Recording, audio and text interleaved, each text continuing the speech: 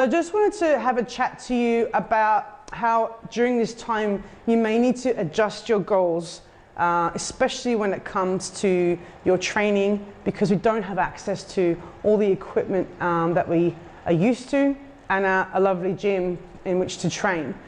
So rather than trying to expect the same results from the training that you can't do, you might need to readjust your goals for this period so that you don't get as overwhelmed or upset that you're not actually, achieving what you want to achieve. We all have to adjust and pivot during this time to make the most of what we have and make it work for us.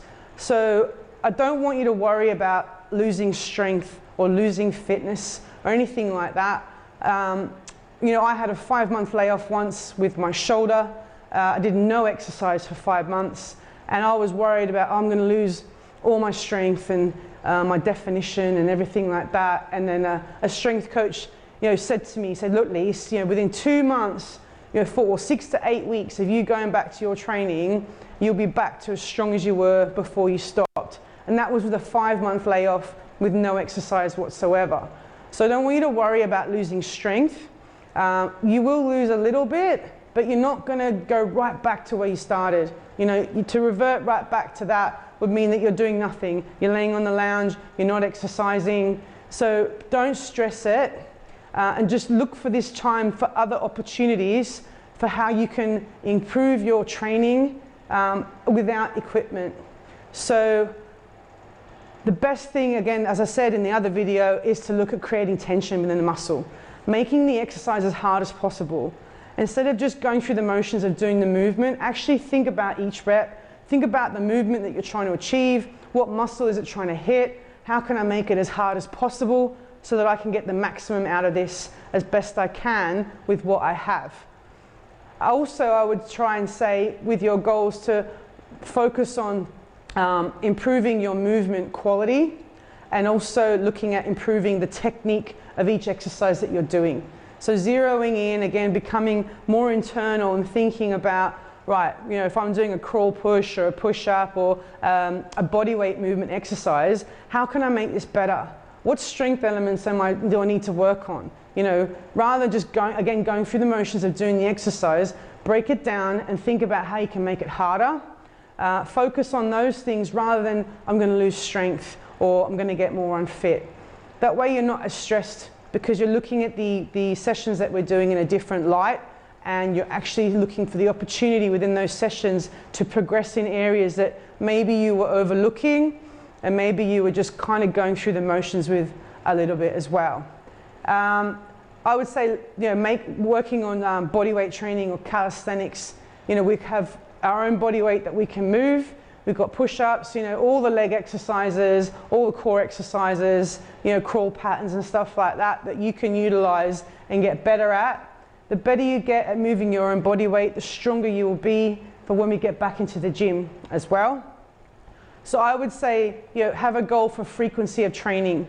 I put team training on every day so that you can train more often. So rather than just doing your 3 a week, maybe try and do 4 or 5 sessions. They are a shorter duration, but you should be able to get a greater training frequency in during this time than what you maybe would have done normally, because you have the time frame for trying to get into the gym. I would focus on the quality of movement over just the quantity of doing reps and sets. Slow it down, think about the exercise, think about the movement and how you can make it harder. I would also time. You have more time on your hands. I have quite a few stretch videos that you can do. So rather than, again, looking at the loss of strength, look at the opportunity to actually be more flexible, which in turn will help you with your strength when you come back into the gym. I would look to improve your technique. If you're not sure of an exercise, then we can go through the technique, but make sure you can nail that technique. With a lighter weight, it should be much easier to do that.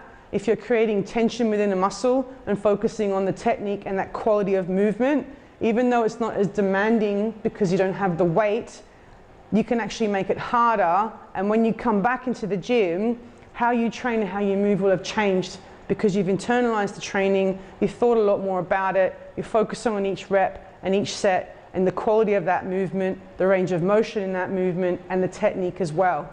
So all these things I've kind of spoken about within sessions, but now it's time for you to really think about, how can I actually improve myself internally, so that when I'm training in the gym again, I'm going to get much more out of it.